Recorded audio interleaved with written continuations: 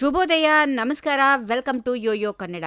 ಸುಂಕದ ವಿಚಾರದಲ್ಲಿ ಜಗತ್ತಿನ ಮೇಲೆ ಸವಾರಿ ಮಾಡ್ತಾ ಇದ್ದ ಅಮೆರಿಕ ಅಧ್ಯಕ್ಷ ಡೊನಾಲ್ಡ್ ಟ್ರಂಪ್ಗೆ ಈಗ ಅಲ್ಲಿನ ಸುಪ್ರೀಂ ಕೋರ್ಟ್ ಚಳಿ ಬಿಡಿಸಿದೆ. ಟ್ರಂಪ್ ಅವರ ಸುಂಕ ಹೆಚ್ಚಳದ ನಿರ್ಧಾರವನ್ನ ಅಸಿಂಧುಗೊಳಿಸಿರೋ ನ್ಯಾಯಾಲಯ ಇದೊಂದು ಸಾಂವಿಧಾನಿಕ ಅಧಿಕಾರದ ಮಿತಿಮೀರೋ ಕೆಲಸ ಅಂತ ಖಡಕ್ ಆಗಿ ಹೇಳ್ತಿದೆ. ಈ ತೀರ್ಪು ಬರುತ್ತಿದ್ದಂತೆಯೇ ಭಾರತ ಮತ್ತು ಅಮೆರಿಕ ನಡುವಿನ ನಡೆಯಬೇಕಿದ್ದ ಮಹತ್ವದ ವ್ಯಾಪಾರ ಸಭೆಯನ್ನ ಈಗ ಮರು ನಿಗದಿ ಮಾಡುವ ಮೂಲಕ ಶಾಕ್ ನೀಡಿದೆ. ಟ್ರಂಪ್ ಅವರ ಬ್ಯಾಕಪ್ ಪ್ಲಾನ್ ಮತ್ತು ಭಾರತದ ಮೇಲೆ ಇದರ ಪರಿಣಾಮ ಏನಾಗುತ್ತೆ ನೋಡ್ಕೊಂಡು ಬರೋಣ.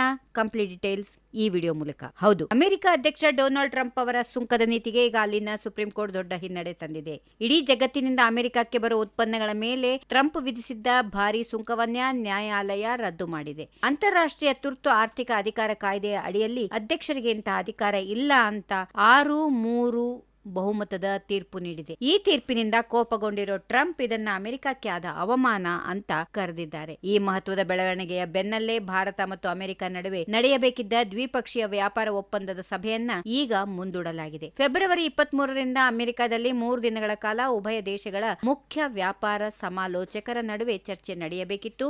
ಆದ್ರೆ ಸುಪ್ರೀಂ ಕೋರ್ಟ್ ತೀರ್ಪಿನ ನಂತರ ಉದ್ಭವಿಸಿರುವ ಹೊಸ ಸನ್ನಿವೇಶವನ್ನ ಅಧ್ಯಯನ ಮಾಡೋಕೆ ಭಾರತ ನಿರ್ಧರಿಸಿದೆ. ಹೀಗಾಗಿ ವಾಷಿಂಗ್ಟನ್ಗೆ ಹೋಗಬೇಕಿದ್ದ ಭಾರತೀಯ ತಂಡದ ಪ್ರವಾಸ ಈಗ ಲೇಟ್ ಆಗಿದೆ. ಸುಪ್ರೀಂ ಕೋರ್ಟ್ ತೀರ್ಪು ಬಂದ್ರೂ ಟ್ರಂಪ್ ಮಾತ್ರ ಸುಮ್ಮನೆ ಕುಳಿತ ಹಾಗಿಲ್ಲ. ಶನಿವಾರ ಗವರ್ನರ್ಗಳ ಜೊತೆ ನಡೆದ ಸಭೆಯಲ್ಲಿ ಮಾತಾಡಿದ ಅವರು ಜಾಗತಿಕ ಸುಂಕವನ್ನ 10% 15% ಹೆಚ್ಚಿಸುವುದಾಗಿ ಘೋಷಿಸಿದ್ದಾರೆ. ತಮ್ಮ ಹತ್ತಿರ ಬ್ಯಾಕಪ್ ಪ್ಲಾನ್ ಇದೆ ಅಂತ ಹೇಳೋ ಮೂಲಕ ನ್ಯಾಯಾಲಯಕ್ಕೆ ಸವಾಲ್ ಹಾಕಿದ್ದಾರೆ. ಟ್ರಂಪ್ ಅವರ ಈ ಮೊಂಡುತನದ ನಿರ್ಧಾರಗಳು ಭಾರತದ ರಫ್ತು ವಲಯದ ಮೇಲೆ ಯಾವ ರೀತಿ ಪ್ರಭಾವ ಬೀರುತ್ತೆ ಅನ್ನೋ ಆತಂಕ ಈಗ ಶುರುವಾಗಿದೆ. ಒಟ್ಟಿನಲ್ಲಿ ಅಮೆರಿಕದ ಆಂತರಿಕ ರಾಜಕೀಯ ಮತ್ತು ಕಾನೂನು ಹೋರಾಟ ಈಗ ಜಾಗತಿಕ ವ್ಯಾಪಾರದ ಮೇಲೆ ಪರಿಣಾಮ ಬೀರ್ತಾ ಇದೆ. ಭಾರತವು ಅಮೆರಿಕದ ಜೊತೆ ಹೊಸ ದಿನಾಂಕ ನಿಗದಿಪಡಿಸುವ ಬಗ್ಗೆ ಮಾತುಕತೆ ನಡೆಸುತ್ತಾ ಇದ್ದು, ಪರಿಸ್ಥಿತಿ ತಿಳಿಯಾದ ನಂತರವಷ್ಟೇ ವ್ಯಾಪಾರ ಒಪ್ಪಂದಕ್ಕೆ ಅಂತಿಮ ಸ್ಪರ್ಶ ನೀಡಲಿದೆ. ಟ್ರಂಪ್ ಅವರ ಹಠ ಮತ್ತು ಸುಪ್ರೀಂ ಕೋರ್ಟ್ನ ತೀರ್ಪಿನ ನಡುವಿನ ಈ ಸಮರದಲ್ಲಿ ಭಾರತ ಬಹಳ ಎಚ್ಚರಿಕೆಯ ಹೆಜ್ಜೆ ಇಡ್ತಾ ಇದೆ. If you like this video, ಬೇಗ ಲೈಕ್ ಮಾಡಿ, ಕಾಮೆಂಟ್ ಮಾಡಿ, ಶೇರ್ ಮಾಡಿ ಹಾಗೂ ಯೋಯೋ ಟಿವಿ ಕನ್ನಡವನ್ನು ಸಬ್ಸ್ಕ್ರೈಬ್ ಮಾಡಿ.